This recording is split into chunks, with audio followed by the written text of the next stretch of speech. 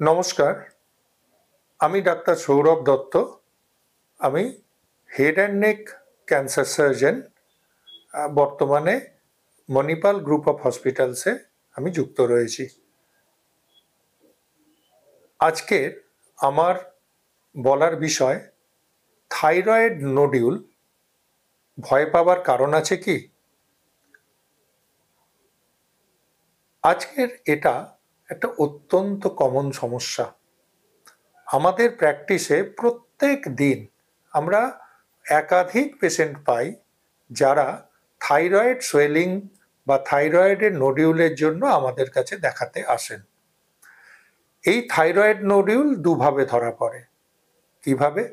না, একটা যে হঠাৎ আমি ফিল করলাম আমার গলার সামনের দিকে কিছু উঁচু হয়ে রয়েছে, বা বাড়ির লোক হঠাৎ করে দেখে বলল, আরে তোর গলাটা কেন এরকম ফোলা লাগছে, সেভাবেও একটা এটা ধরা পড়ে।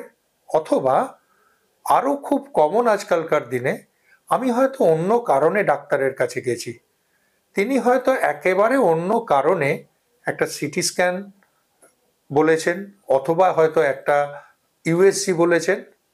তাতে সেই রোগ যেরকম এলো কি এলো না, তার সাথে দেখা গেল যে ইনসিডেন্টালি থাইরয়েডে নোডিউল দেখা গেছে। এটা কতটা ভয়ের? প্রথম কথা বলছি যে থাইরয়েড নোডিউল ভয় পাবার কোনো কারণ নেই। আমাদের যদি সবার ইউএসজি করা হয় তাহলে দেখা যাবে প্রায় 50-60% লোক, বা কোনো কোনো স্টাডি বলছে আরও বেশি, আমাদের থাইরয়েডে নোডিউল থাকে। তাই এই নোডিউলগুলো হঠাৎ করে ইউএসজিতে এলে ভয় পাবার কারণ নেই। এবার একটু বড় থাইরয়েড সোয়েলিং, যেটা বাইরে থেকে দেখা যাচ্ছে, যেটা হঠাৎ করে আমরা ক্লিনিক্যালি দেখে বোঝা যাচ্ছে, সেটা কি করা উচিত? না, যে কোনো থাইরয়েড সোয়েলিং যদি থাকে তাহলে আল্ট্রাসোনোগ্রাফিতে তার কিরকম ধরনের সোয়েলিং সেটা দেখা গুরুত্বপূর্ণ। কিছু কিছু সোয়েলিং আছে যেগুলো একেবারে ভয়ের নয়, সেগুলোকে আমরা বলি যে দেখেই আল্ট্রাসোনোগ্রাফিতে বোঝা যাচ্ছে যে এটা খারাপ কিছু নয়।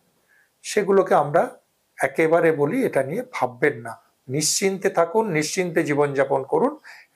এর খুব বেশি কিছু, মানে প্রায় কিছু কারণই নেই। আমি বলি থাইরয়েড ক্যান্সার এমন একটা ক্যান্সার, এটাকে ক্যান্সারকে মানে বলা মানে সেটা ঠিক, মানে এটাকে ওভারওয়েট দেয়া। তো সেই ক্ষেত্রে any thyroid swelling a nutshell